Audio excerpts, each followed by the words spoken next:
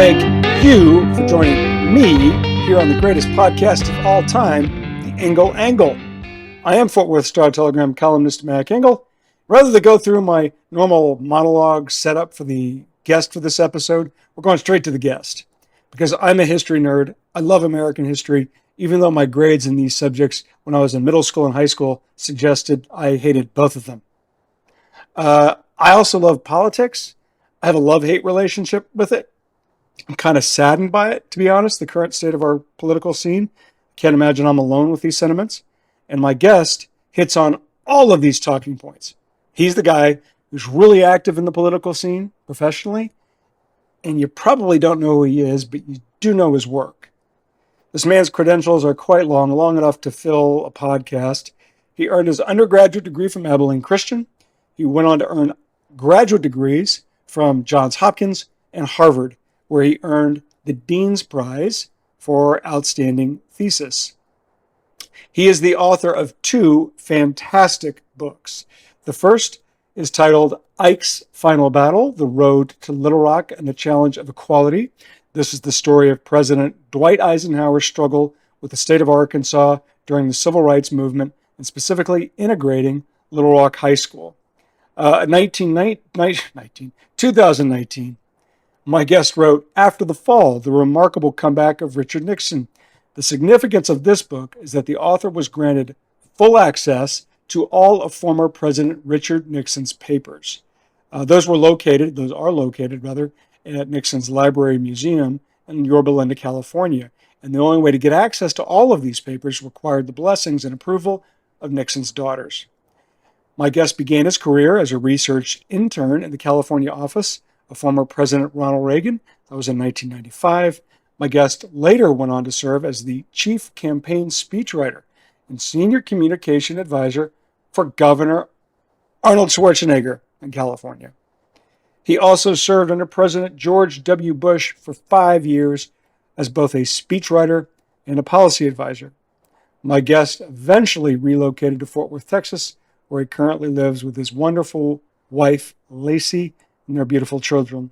He serves as a partner at a consulting firm called Highwater Strategies.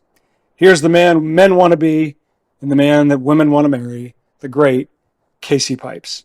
Okay, so Kasey, I'm going to lean on your expertise to talk about all things politics right now. Limited as it is. It's quite the sales pitch, by the way. I don't know what I'm talking about. We have midterm elections coming up in November. And obviously all the speculation is that potentially the Republicans could retake both the House and the Senate. Do you buy that? I mean, you and I have talked about this before, and these things are cyclical. Do you think we're coming up for we'll have a Democrat in the White House and a Republican-controlled House and Senate? So I always start by looking at the history. I think that's always kind of the best starting point because it sort of tells you if there's a pattern or not to these things. And as it turns out, there is. So if you look at the last 100 years of midterm elections, with three exceptions, and they're both kind of, all three are kind of interesting exceptions, and we could talk about them. The party, the White House party loses seats in the midterm election, literally every single time. And it makes sense if you think about it.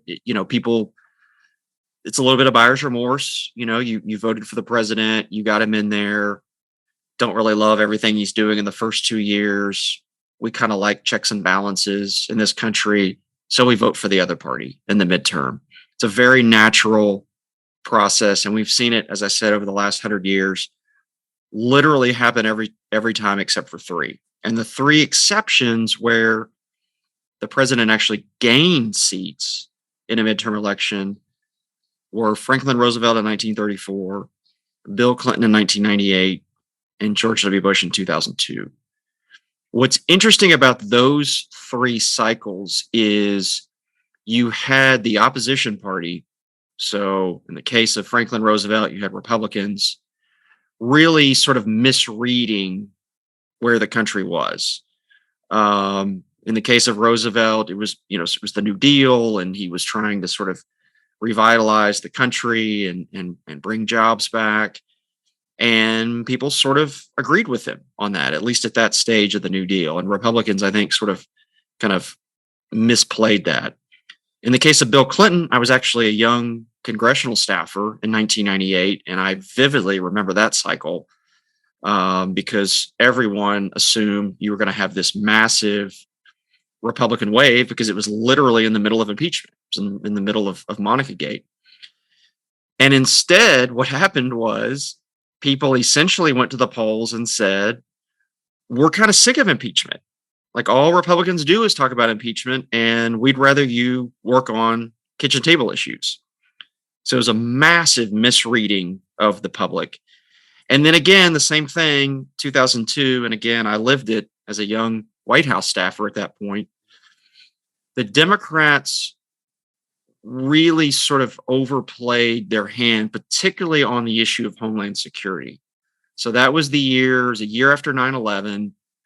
And President Bush was trying to set up a Homeland Security system that basically operated out of the White House, sort of like the National Security Council does, or the Domestic Policy Council does. And the Democrats, for a couple of weird reasons, one being the union folks in their base, they really wanted a full-blown cabinet agency. Now, it turns out they ended up getting it eventually. But in the 2002 cycle, they were talking about, we've got to have this cabinet agency. We've got to have, protections for workers in the cabinet agency, all of these things that spoke to their base. In the meantime, you've got George W. Bush saying, I'm going to keep America safe. And I think the best way to keep America safe is to have Homeland Security Department right here inside the White House. And so in 2002, you had a Republican wave and Republican seats gained in the House and Senate. So those are the three exceptions.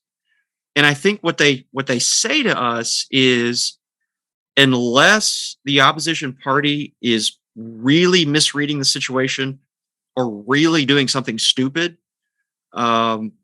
typically the opposition party is going to be in pretty good shape. Now, if I were a Democratic strategist, I would say that there's some hope in terms of things like abortion, that perhaps there could be this sort of groundswell of angry people going to the polls. I'm not sure I buy that. And again, the reason is, if you look at the fundamentals in the election, you've got a deeply unpopular president, more unpopular than Donald Trump ever was. Joe Biden is more unpopular today than Donald Trump was after January 6th, 2021. It's astonishing. You've got inflation at 40-year highs. You've got high gas prices, the ultimate pocketbook issue. I always tell people, if you want to know one pocketbook issue that speaks to voters, it's gas in their tank, because they have to pay it every time they fill up. And now you've got warning signs that maybe a recession is coming as well. So those things, to me, bode not very well for the Democrats, regardless of if Republicans have overplayed abortion or not. So if I had to handicap it today, I think it's probably a Republican year. But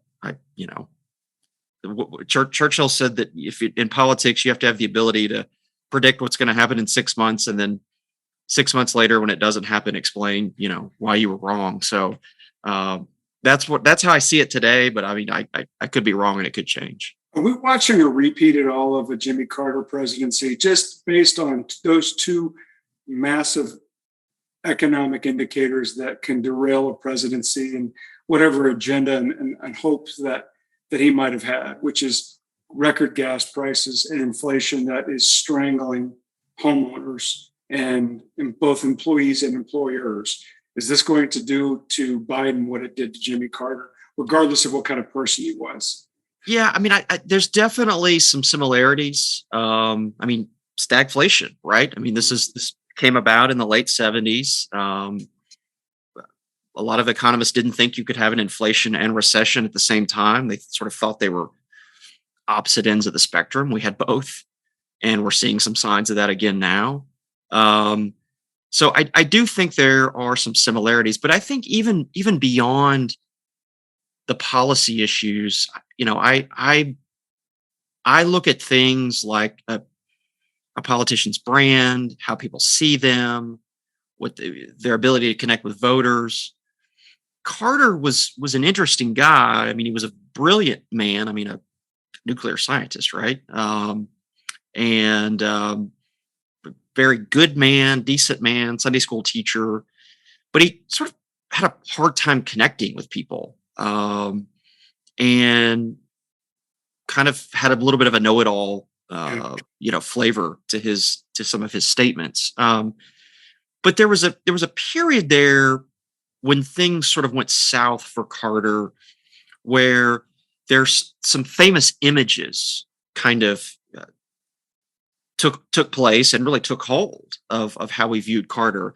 I don't know how many people remember this, but there's the famous, I think he was at Camp David and he was like in a boat on a little pond, and he started, swinging the paddle in the water, and he claimed there was like a rabbit in the water. I mean, it was bizarre. And of course, the press is there taking photos of this. We've seen a little bit, nothing that surreal, but Biden falling off the bike, Biden falling down the stairs. I mean, those are not reassuring images. It's not a big deal in the overall scheme of things, but to an anxious public, to see a president, kind of struggling with, the basic mechanics of doing events and speaking and those sorts of things, it's not terribly reassuring. And so I do think there are some similarities. I mean, I guess the big difference is, with the Carter, administration, you had this looming presence of Reagan, right? Really the whole 4 years. I mean, people forget Reagan got 49% of the delegates in the 1976 primary. He almost got the Republican nomination from an incumbent Republican president. So he was enormously popular with Republicans. He very much was sort of going into 1980 as the front runner. I don't really know who the comparable person here is. I mean, I guess we can talk about Trump. I'm sure you're going to want to talk about that. That's not the same to me. Nobody's out there, right? He is a threat. Sure. I mean, Reagan wasn't if you're a Democrat, Reagan was a threat. This is a different kind of threat, because it seems to me he's a threat. Like Reagan was not a threat to Republicans, where I feel like Trump is a genuine threat to Republican idealists, and for lack of a better word, purists, if such a beast can exist in politics. And to say that he's not just sort of out there and he's just having fun with all the attention that he's getting from the speculation of whatever he's going to do, I think would be terribly misguided. I mean, I think everybody's really kind of keeping their eye on this, because my impression of it, Case, you can tell me if I'm wrong, I think most Republican leaders would like him not to run again. But if he's going to do it, nothing's going to stop him. I think that's right. Although I would say I keep an eye on DeSantis. I mean, I think DeSantis is sort of the one guy that has a shot to do it. Somebody compared DeSantis to Trump and said that he's Trump with a brain, which is kind of an interesting way to look at him. Very shrewd guy, not the most likable guy in the world. I mean, he's not a warm and fuzzy guy. He doesn't have the Reagan charm or warmth or charisma, but he gets stuff done. And he's a very bright guy. I mean, Harvard undergrad, Yale Law School, I think, naval officer in Iraq, governor of an important swing state. So, I mean, on paper, he's the one guy to keep an eye on. But I don't think there's any doubt Trump runs. I mean, I think he can't. I mean, he has to run in his mind. I don't think there's any question he runs. I mean, that's okay. That you led me into a question. Why are you so confident? Because I'm not, and the only reason I'm not, and I certainly would yield to your expertise on this, is why would he want to? Clearly, this is not a guy who really wants to work that much. Everything I had ever read, his schedule in the White House was light at best. He did like to campaign, and he liked to be interviewed, and he liked to be the center of attention. That part was undeniable. But beyond that, Kasey, I can't figure out why he'd possibly want to do it. I mean, I think you just hit on it. I mean, I think he simply has to be the center of attention. And if you think about history, hubris is always a factor in these things. I mean, I randomly the other night was watching the ESPN 30 for 30 on Lance Armstrong. It's amazing if he doesn't come back in 2009, he gets away with everything. Yep. But he couldn't help himself. He had to be back in the center of attention. He had to be doing the race again. I think Trump's the same way. And I think he has convinced himself to some extent that he was robbed, despite, not that much evidence supporting that. I think he is surrounded by people that tell him how great he is and that he should run. I mean, I don't think there's a lot of honest and candid advice going on in the inner Trump circle. And I think he thinks he's entitled to it. And I think, that type of ego is enough for him to get into it. And it'll be interesting to see the Trump DeSantis relationship, because it's an interesting one. I mean, DeSantis, fairly obscure congressman in Florida in 2018, running for governor. Trump's endorsement really mattered in that race and got him through. But I suspect that relationship will cool quite a bit. And because DeSantis also shows every sign of wanting to do this. So I feel like there's a collision course ahead of us here. It seems to me that when you mentioned the January 6th incident, however you want to phrase it, but now it's become this made for television spectacle, and that the audience has made up their mind about it. You have one half that believes it and drinks it up like some sort of reality Bachelorette episode, like, oh my God, did you see what happened? And then you have the other side, which throws all of it in the garbage. It says it's just political grandstanding and it's all trash.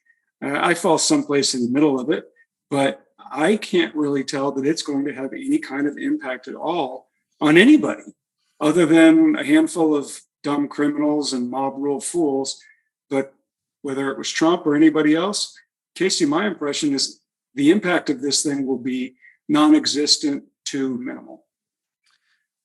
I think the hearings are an example of preaching to the choir. I think that the people watching it probably are Democrats, mostly people who already thought January 6th was an insurrection. And now they have, the hearings to sort of give them the evidence for that. I don't think there's a lot of swing voters that are watching it or independent voters. In fact, if you look at polling, independent voters are some of the people that have soured the most on Biden and the Democrats. So I don't know that it's changing any minds, to answer your question. I think it's probably solidifying some minds and probably energizing the base. And that's always an important part of voter turnout. But I don't know that anybody's been convinced by it. And I find myself looking at it, and I was not a fan at all of what happened on January 6th. And I have publicly said so, that it was outrageous what happened. But I also feel like it was basically a clown show. The idea that this was some meticulous, methodical, plan to, replace the Republic. I mean, it was just, it was a bunch of angry people that got riled up, and Trump certainly helped rile them up. But I don't view it as, as serious as the Civil War was, in terms of, a threat to the Republic, or even as serious as something I wrote about in my first book, the Little Rock Crisis in 1957. That was an absolute insurrection against federal law by a Southern governor. As I said, this was a clown show. And so I don't know. I think a lot of Republicans are probably embarrassed by it. more than anything. But again, I think a lot of those people are already sort of watching, have their eye on DeSantis anyway. And there's some polling out, particularly in Florida. I mean, both of them claim Florida as their home state, and you're seeing DeSantis do pretty well. I mean, last one I saw, he was up against Trump. So that's, to me, that's the more interesting question. Is we sort of know how Democrats feel about January 6th. This probably energizes them some, but are Republicans sort of turning the page and moving on? And we won't know that for a while, but my sense is I think many of them are. When it comes to that particular subject, I had a theory, and I wanted to run it by you, which was when Trump and some of his supporters said, obviously this election was fraudulent, he won, and all these other theories and claims that came up. My thought was, I never thought he was going to win in the first place. And the only reason was because I thought, if you looked at historically, a president that basically was up against an unprecedented global pandemic. Now, if you want to throw in 1918, okay, you can. And the flu in World War I. If you want to say Woodrow Wilson went through that, okay. But in my mind, this was a first, and certainly in the modern, and then modern technology and all that. So you had him going against that, a massive downturn in the economy that was going to happen as a result. Plus, you had 4 years of his rhetoric, which was unique to the White House, and that behavior, which was unique to the White House, and just the fatigue that came along with him. I thought the Democrats could have run a basset hound against him, and the basset hound was probably going to win. Did you think Trump, given all those sets of circumstances that he brought into that election in 2020, ever had a shot to win that thing? I didn't, although we do know from both 2016 and to some extent, we saw it again in 2020, he does underpoll. And we saw that in 2016. And what I mean by that is, when you would look at numbers in 2016, polling numbers, Hillary was always up. Yeah. And significantly up. And his numbers were all and his numbers were always worse than hers, but yet on election day, it was basically a tie. What explains that? Most pollsters that I've talked to view it as he underpolls, because when you are calling and doing a poll, people are embarrassed to say that they're going to vote for Trump, so they don't say they're supporting Trump. They say they're undecided. They lie. Essentially. And so his numbers are always better than they look. And I suspect that they are again today for the same reason. So I did think going into 2020, he was behind consistently in all the public polling. But I thought, he's probably a little bit more competitive than these numbers show. But I thought it was Biden's to lose. Again, for many of the reasons that you outlined. I mean, it was, the economy struggling because of the pandemic, the stock market crashing, which affects people's, mutual funds and retirement. And then just a general sense of exhaustion. I mean, this is a guy that does not wear well. The tweeting, the constant bickering with reporters and other political figures. I think people just got tired of it. And incidentally, I think part of Biden's brand in 2020, which I believe he's subsequently lost, was the idea that he was going to be the adult in the room.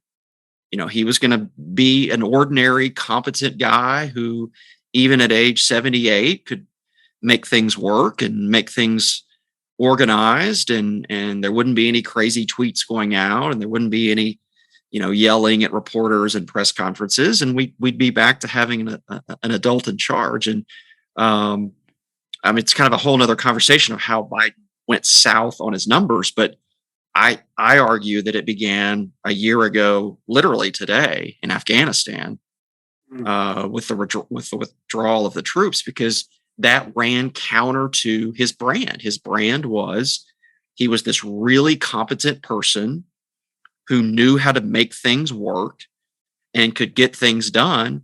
And Afghanistan was an absolute fiasco. For sure. I mean, one of the more humiliating things I've ever seen in politics. And people saw through that. I mean, people thought, wait a minute, I thought this guy knew how to manage these things. And really, from that moment in time, from the beginning of August 2021 until today, you have seen his numbers continue to go down. They're still going down. I looked this morning on August 1st of 2021, his average polling number at Real Clear Politics, which everybody should go there for polling because they average all the public polls together.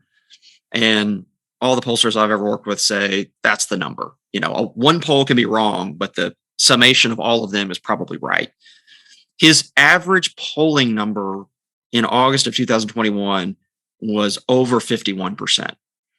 His average polling number today, job approval rating today, 1 year later, August 1st, 2022, is 38%.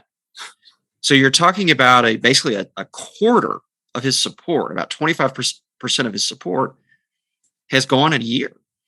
And to me, it all started with Afghanistan. Now, the economy has made it worse, and inflation has made it worse, and gas prices have made it worse. But to me, it all started with Afghanistan a year ago. Who do you think he couldn't have just done that by himself? There's no way. Somebody, and I had a theory on this, which was he took one for the team in terms of, I'm going to flush my 4 years. I'm not going to worry about it. I'm just going to get everybody out, right, and we'll worry about the details later. And I won't worry about what this does to my chances of winning again in a couple of years, because everybody will forget, right? Which clearly they haven't. But that was kind of my thought. What advisors would sit there and tell him to just pull out the way they did? Because even if he didn't worry about his own political currency, to do it the way they did it was a fiasco. That couldn't have been done just by himself.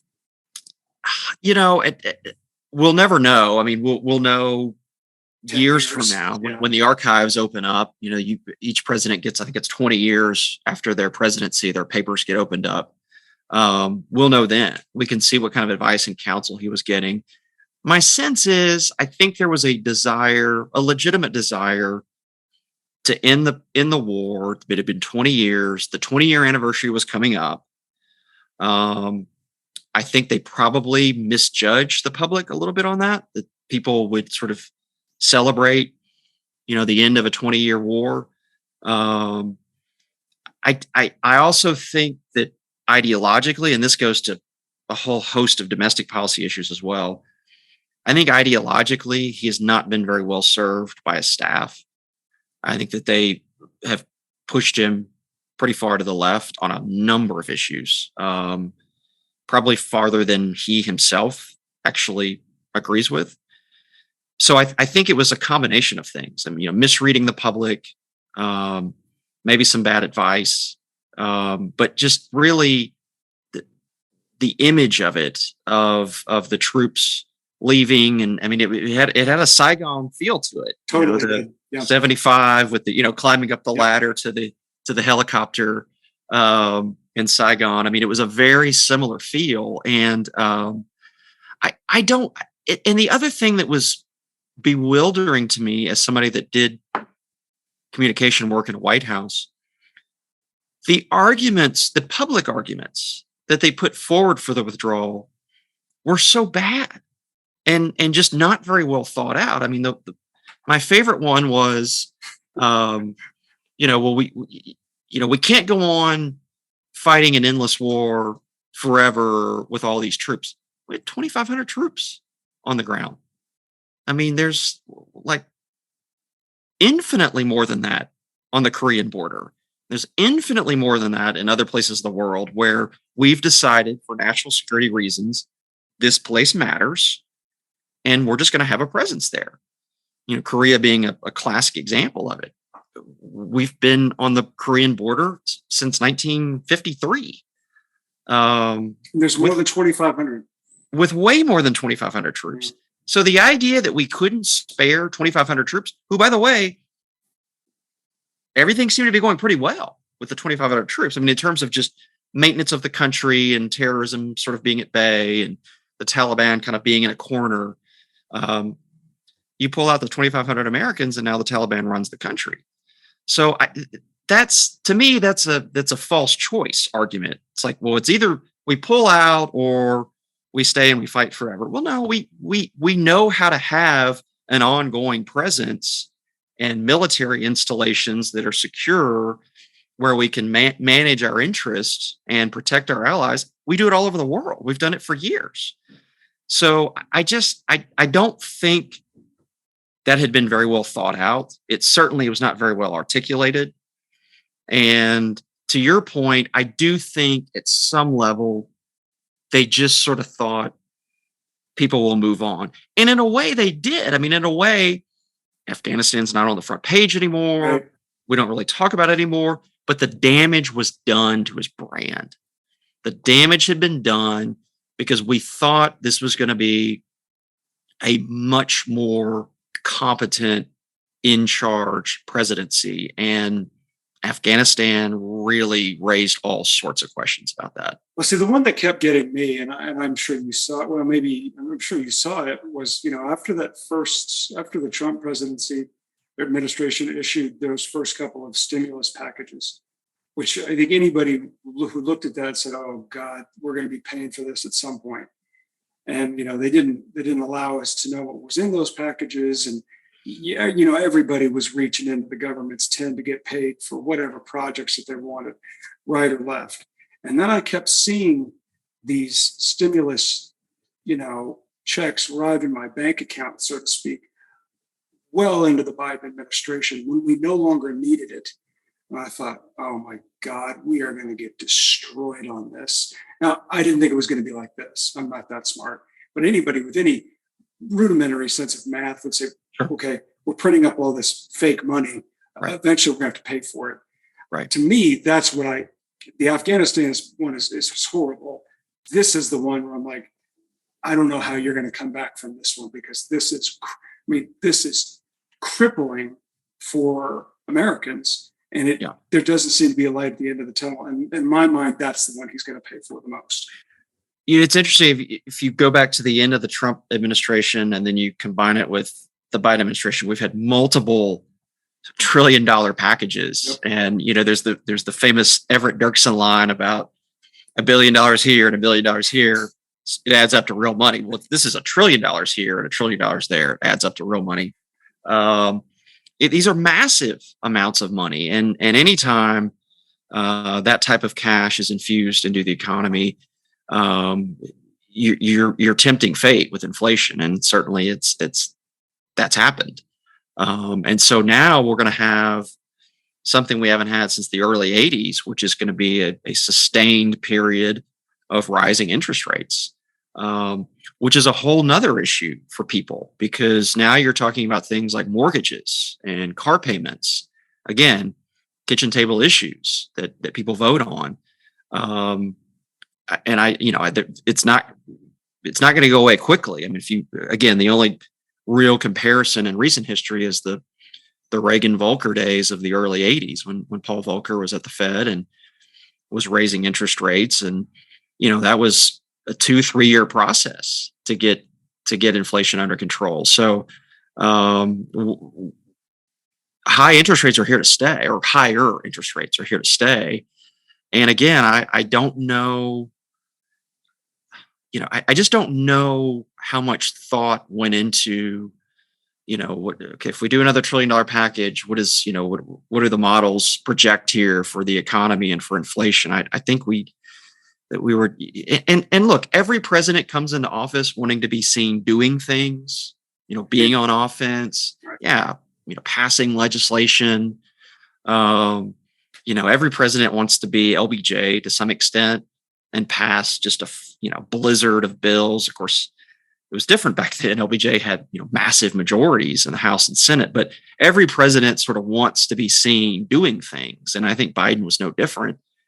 But I don't think that the stimulus was very well thought out, and now we've got, as you say, a whole nother set of issues to deal with.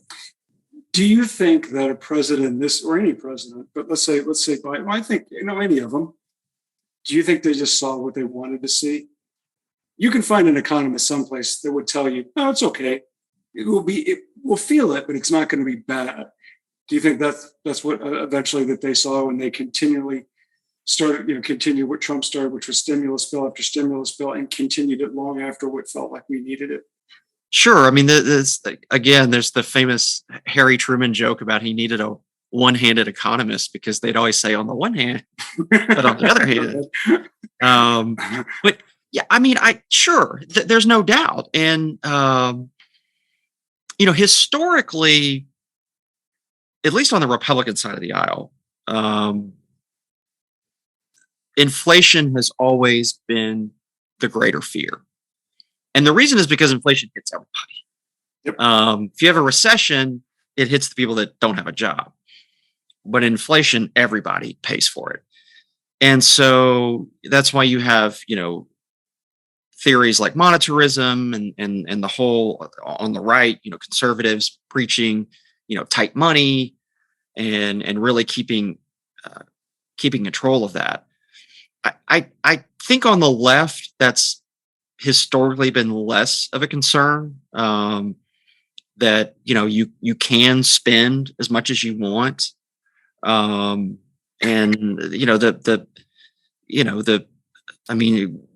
look at the New Deal, look at the Great Society. I mean, there's a lot of history to support that. And Republicans have spent tons of money too. Don't get me wrong. I mean, George W. spent a ton of money. Reagan spent a ton of money. But there's at least been a little bit of a fear on the right that inflation is an exceptionally awful thing to inflict on a country.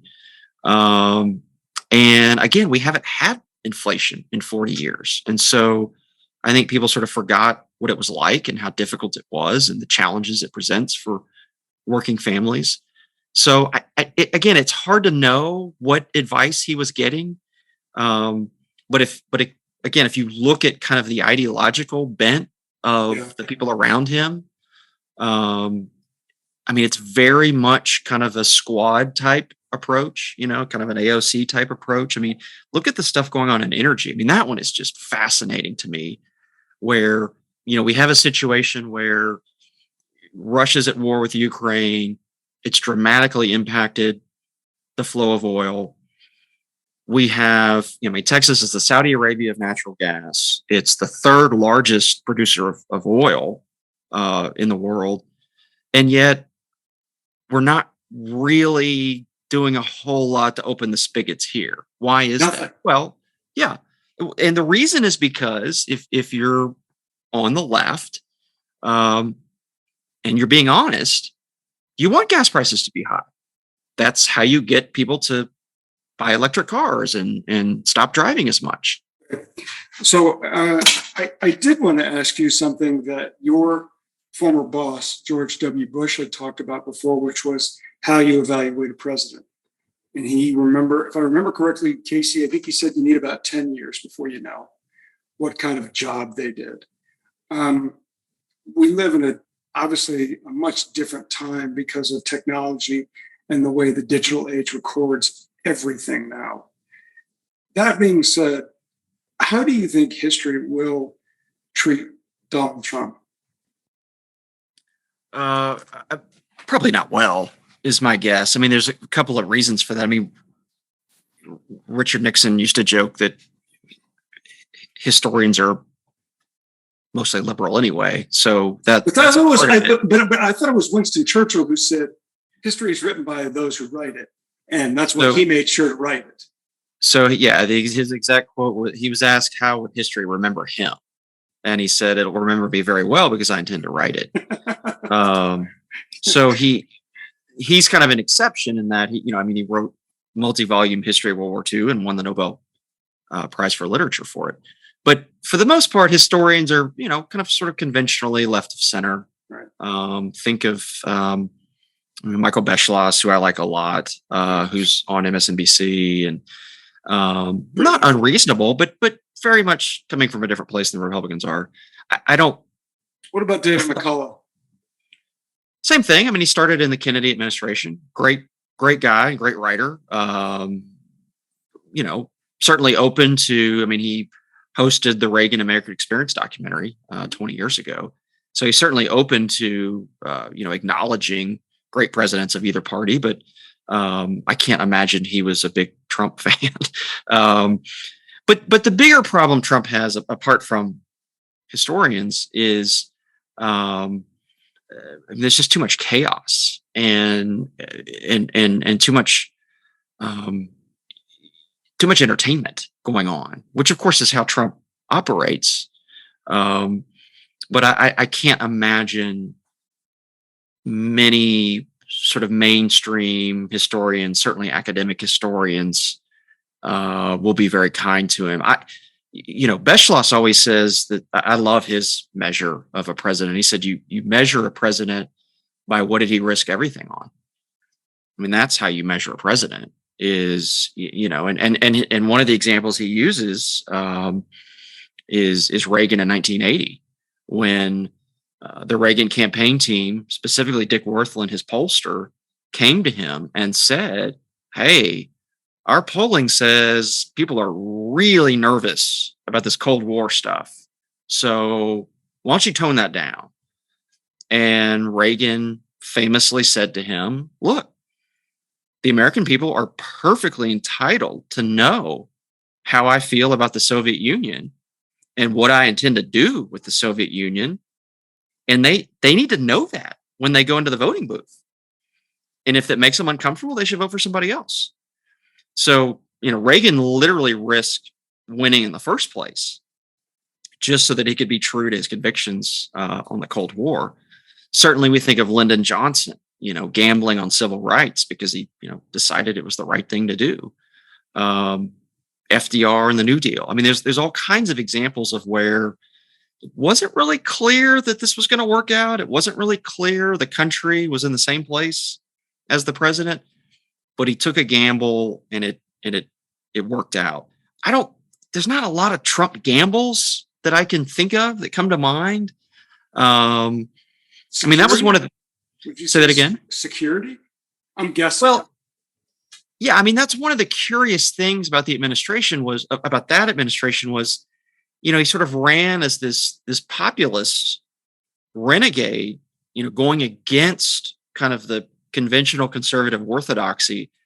He literally ran in the 2016 primaries and said, I'm not going to touch Medicare or Social Security. Who is the last Republican standard bearer to say we shouldn't try to provide some solvency for Medicare and Social Security? I can't think of anybody.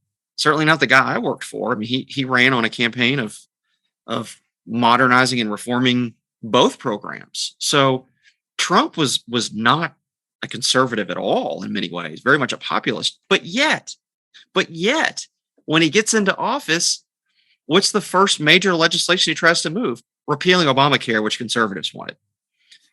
And so I never understood strategically what he was doing. Now I guess you could argue on foreign policy. There were some gambles that were made. He was pretty aggressive with Iran, certainly aggressive with going after some of the terrorist targets. Some of that made people uncomfortable. Certainly pulling out of the Iran deal made people uncomfortable. So there were some gambles there, but I certainly don't think he'll be remembered as a great president. I think there was one, but you mentioned about Iran and what he did. There was one part of his presidency that I liked that he did, that what he represented, which was he was so far outside the norm.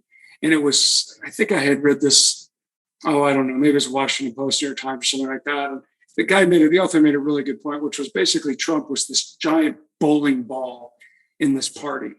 And let's just see what happens. And in the end, not really that much happened. It was a lot of rhetoric. It was a lot of blustering. And in my opinion, it was more about, I remember seeing this, Kasey, in an episode of Frontline. And whoever the pundit was talking about President Obama's ambition to do universal health care. And I'll never forget what the guy said, but the president learns real quick after taking oath in the White House, he realizes he doesn't have as much power as he thinks. Right. And that's kind of what my impression of Trump was. In all of them, but Trump for sure, because you thought he was going to be this dictator type, and he really wasn't. He had the same shackles as the rest of these guys had.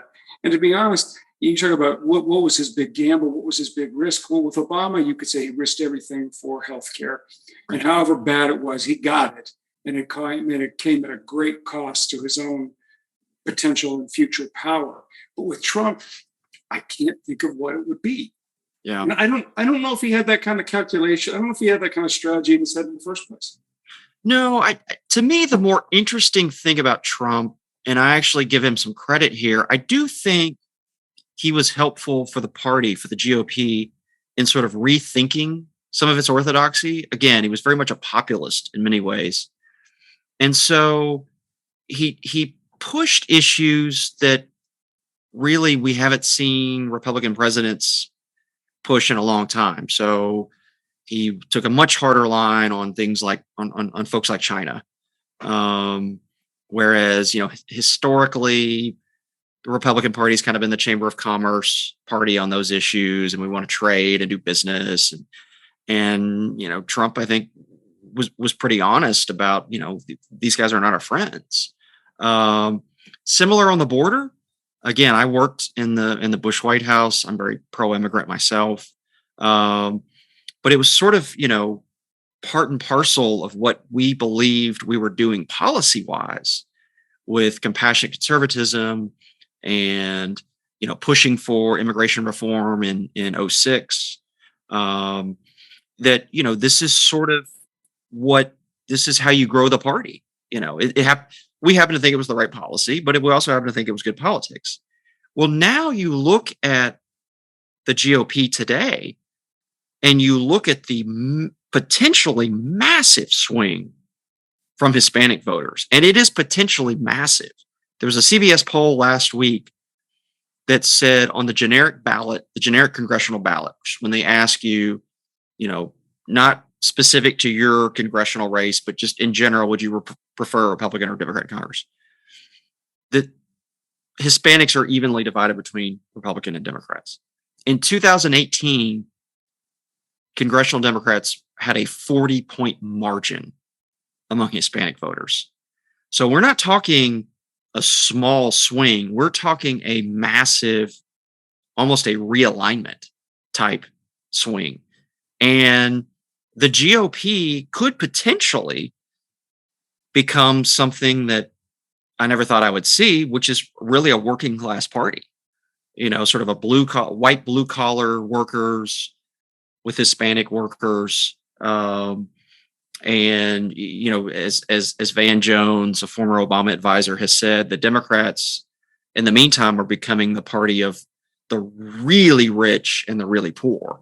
And Republicans are sort of taking the middle. It's an interesting development. I don't know that would have happened without Trump. I don't know that he caused it necessarily, but I do think some of the populist themes helped change the party. And then I think the other part of the equation, which we've hit on some already, is the Democrats doubling down on left-wing ideology. I mean, too far left.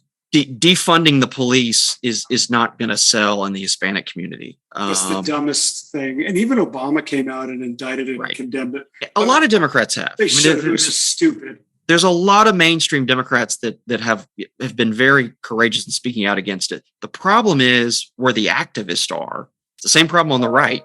And the activists are the ideologues. And they love AOC and they love the squad. And so that's all of the energy is on those issues. And so I think the combination of the Republican Party becoming a little more populist and the Democratic Party sort of doubling down a little bit on left-wing ideology, I think is kind of creating a change in the two parties in terms of the demographics. And that's remarkable to see in the numbers. And it's something I didn't think I would see, certainly not this soon. And we're seeing it. A friend of mine who used to be a speechwriter for a congressperson in Washington, D.C., and he'd been there for a number of years. And he said to me, the thing that he came to learn is that when the politician wakes up, their first concern is winning the next election.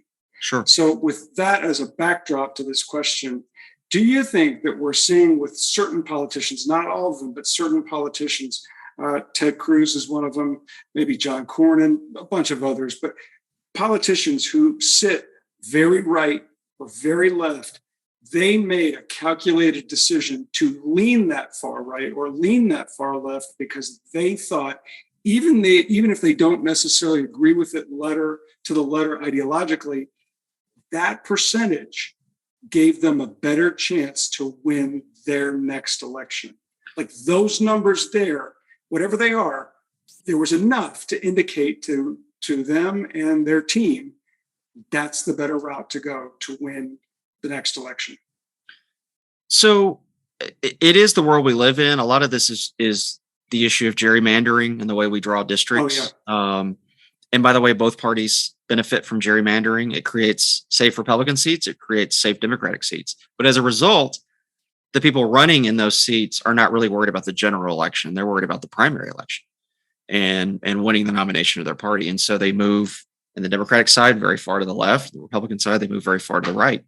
I do think it's a challenge because I think a lot of these folks get to Washington, and there's examples on both sides. I mean, we've mentioned AOC on the left, and you mentioned Cruz, and there's people in the House. I mean, Louis Gohmert. I mean, there's all kinds of examples you could point to of people that we're going to have 100% NRA rating, 100% chamber rating, and then on the Democratic side they're going to have 100% Sierra Club rating, and so there's not a lot of conversation going on in the middle.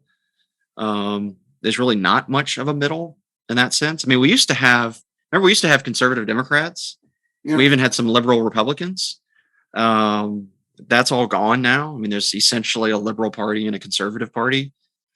And I don't know that changes any. I mean, I don't know that that's going to be fixed anytime soon. I mean, what I would like to see, my ideal situation is on either side, a Reagan-like figure who is very ideological on policy issues, which Reagan was, but yet very accommodating in style and personality and temperament. Not somebody to assume the worst, of the other side, not somebody to throw stones. There's a guy, Ezra Klein, that a lot of people follow on Twitter, great writer, left of center journalist. And he has this rule about politics. He says, when you're debating or when you're presenting a debate, say on social media, and you present the other team's side. So if you're a Republican, you're talking about a Democratic argument. You should present the argument in a way that the other side would actually recognize it. And it's a great litmus test. If you look at what's on social media today, everybody violates that rule. Everybody is creating these straw man arguments about the other side, about Republicans want to destroy the environment, or Democrats want to kill jobs. And the problem is when you do that, you're just debating a straw man that doesn't represent a real position. You're not actually debating the substance of what the other side is saying. So there's a real disconnect in our politics in the way that we communicate with each other. And it's become very easy to create these, cartoonish versions of the other side, and both sides do it, as opposed to actually debating the substance of what the other side is saying. And maybe occasionally acknowledging, hey, there's a wisdom of truth in what the other side is saying. Again, to go back to Reagan, you think about Reagan and the Cold War, and we think about him, sort of negotiating from strength, doing the military buildup, taking a hard line with Gorbachev, sort of the caricature of Reagan as the conservative ideologue. And the reality is, he cuts a deal on the INF treaty. He doesn't get everything he wants. Richard Nixon comes out publicly and denounces him Right. when he signs the INF treaty. But Reagan was wise enough to realize, hey, you know what? A 70% win is still a pretty good win here. And so again, there's a little bit of wisdom and temperament that a lot of our political leaders are lacking today that I think would benefit all of us if there was more of it. You and I talked once, right around the time Trump won the presidency. I doubt you remember the conversation, but I had this idea in my head, and you threw the name out. And when we think about the United States, it's really not that old of a country compared to the rest of the world. I know Australia's, if you want to throw that in a conversation, but let's just take them out of it. So if the United States' first president was George Washington, and we've been around since 1786, whatever year you want to call it, it seems to me that slowly the way we view the president has devolved. I don't want to say, but steadily. I was going to say rapidly, but steadily. And we are approaching that place where maybe other modernized first world countries, we talked about Italy and Berlusconi. Is that his name, Berlusconi? Yeah. Berlusconi. Silvio, yeah. Okay, yeah. So the way whose presidency was scandal written, he became kind of a joke and a caricature. And America is getting to that point where we no longer revere our presidents, but we just beat the living hell out of them. And that they're in a position now where maybe however revered FDR was or Eisenhower was, you wrote a book about him, that's all gone now. And really, I think you could probably tie it into the advent of television, and then certainly cable television and the internet hit the gas on it, where we view the president not nearly with the type of reverence that we might have, let's say, in the 1920s, and we are now where the rest of society was maybe 50 years ago or so. Yeah, I think there certainly has been a tendency, starting with the founding fathers that you mentioned, to think that the current guys are not as good. And there's the famous Henry Adams joke about, you can disprove the theory of evolution by tracing the presidents from Washington to Grant, which is highly unfair to Grant. But that's how people, even in the 1800s, thought. It's like, man, we've gotten a long way from Washington and Adams and Jefferson. And I think the reality is, well, that's what I was going to say. I think the reality is that there have been really great leaders in every era of American history. I mean, FDR certainly, he's not on Mount Rushmore. He should be, was a giant. And even as somebody from the right, the thing that's amazing about FDR to me is, he comes in, a lot of his challenge was coming from the left. You had Huey Long, really wanting to do sort of a socialist version of America. And it's FDR really using the New Deal to save the marketplace and to make the marketplace work better. You think about Eisenhower. Eisenhower was the most famous person in the world after World War II. And throughout his 2 terms in the White House was enormously popular. You think about John Kennedy, you think about Reagan winning 49 states. So there have been moments when we've had really great leaders, even in recent times. But I do think we, partly because of social media, partly because of the advent of, a million cable channels and a million internet websites, we don't really have a common set of facts anymore.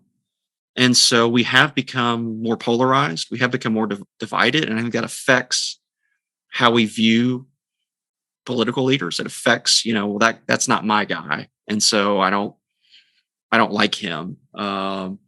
Whereas I think, previous generations of Americans, even if they didn't vote for the person, they at least could be somewhat objective about it. There was sort of a common set of facts, and that we don't really have that anymore. We have sort of parallel universes with the left and the right. So I don't know the solution to that, but I don't think there's any doubt that it's getting worse and more polarized and more politicized. And yet, as you mentioned, Berlusconi, that's an actual corrupt person, right? I mean, that's an actual person that, prosecutors came after. I mean, this is an amazing republic that we have. I mean, it really is that it survived as well as it has over the last, 250 years. It's the envy of so many other countries that they've tried to model themselves after it. And for the most part, it works. It's not pretty. And I think in some ways it's, as I said, become a little more polarized these days, but it still beats the heck out of any other system anywhere in the world by far. I heard President Obama, when he was going on his book tour, he was being interviewed by Scott Pelley of 60 Minutes, and he was talking about what you just said in terms of the Republic and how it does stand. Sometimes better days than other, and it is kind of I think he's used the word kind of a mess, and it is kind of a mess. But the one thing he did say that I wanted to hear your thoughts on, which is a president's influence isn't necessarily so much on policy as it is symbolically. My take from that is, and having just read history books and things like that, a president can get about 4 major things done, if that, in a 4-year period. But what his real legacy is his behavior and how he acts, so to speak. Do you think that's a fair assessment? I think so. I mean, you certainly, you've got to prioritize as a president. I mean, there's no doubt. You have to get the wins where you can, and you have to make them count. So I don't think there's any doubt you're talking about a handful of accomplishments. I mean, Claire Booth Lewis said you get 1 sentence, right? Every president gets 1 sentence. George Washington is the father of his country. Abraham Lincoln saved the Union. I mean, very short list of things will get accomplished, but hopefully they can be meaningful things, important things. So yeah, I do think that's right. And again, I don't know, as frustrating as it is, and as much as people complain about it, and I complain about it some,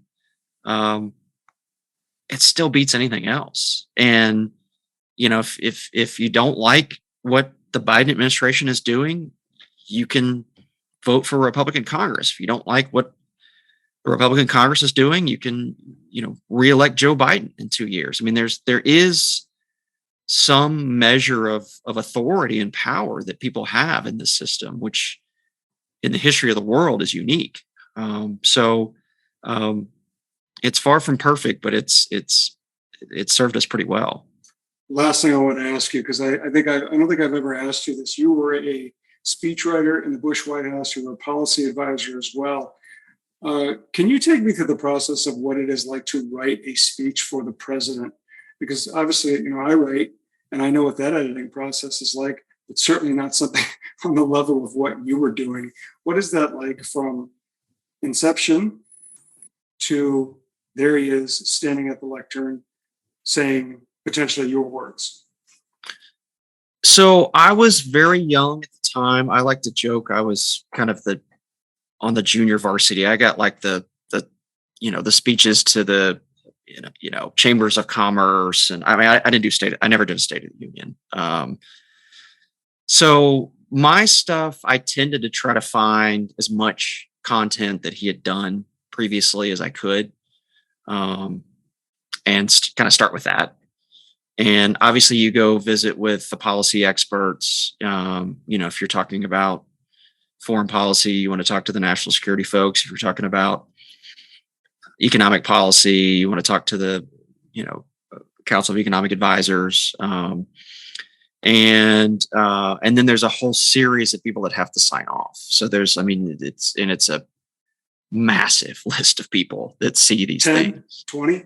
Oh, at least. Yeah. I mean, the communication shop, the policy shop, the legal, the legal folks, the lawyers. I mean, the chief of staff's office. It's a very, very big list, and they all can make changes. Right. So do you even recognize it by the time it gets to the speaker's mouth? So yes and no. I mean, sometimes you don't. But again, if you're trying to kind of use themes that the president has used before and has talked about before, you kind of help your odds there a little bit. But it's I would always it was never an easy process. It was never an enjoyable process, but it was a rewarding process. And I remember some of my, my best memories and best stories from that era came from, going in to show him a speech or going into we taped a lot of speeches after 9/11 because he wasn't traveling as much. And so for a time, I would go over about once a week. And we, film him doing, 3 or 4 little, brief speeches to different groups around the country. And is that intimidating? It's not intimidating, but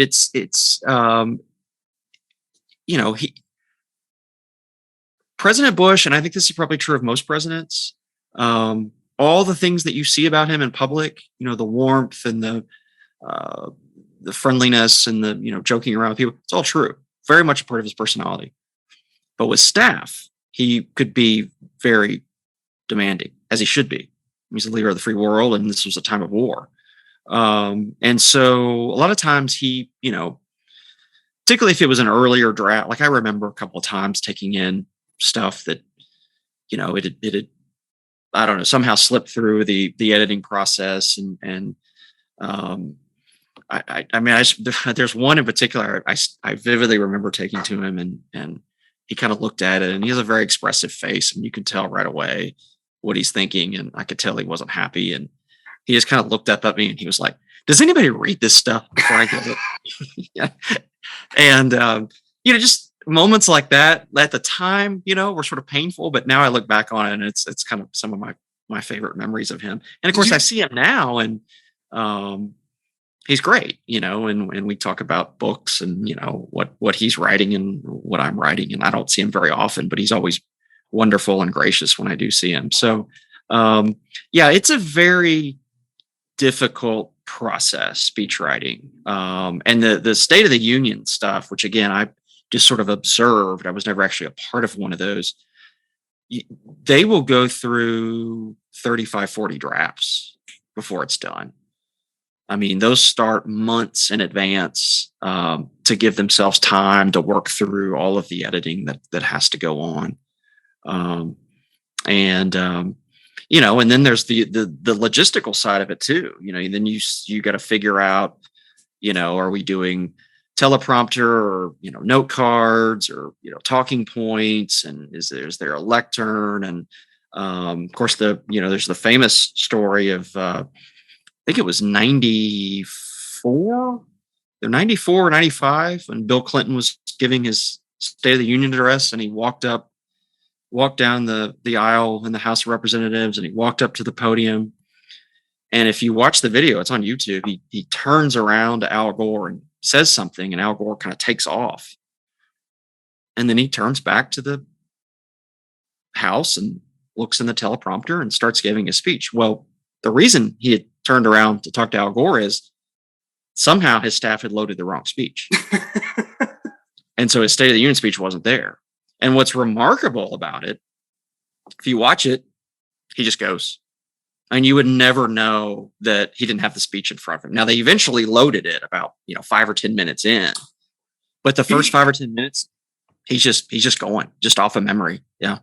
Never missed a beat. Wow. I never knew that. That's amazing. I mean, the funny thing is, George Stephanopoulos tells the story in his memoir. Stephanopoulos was freaking out because it was his shop, the communication shop that dropped the ball. And Clinton gets in the limo to make the ride back to the White House. And Stephanopoulos is like, oh my gosh, he's going to just tear me alive for this.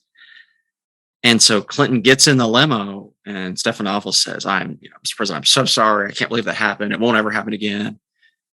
And Clinton goes, yeah, what happened with that? And then just immediately, he was riding so high on the buzz of giving the speech and, the standing ovations that didn't even bother him. I mean, he just wanted to talk about the speech and how well it went.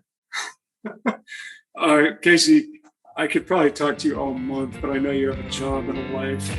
I really appreciate this. I hope we get to do it again, but you were a great guest. Thank you very, very much. I really appreciate this. My pleasure. Anytime. Okay. Thanks, Kasey. Yep.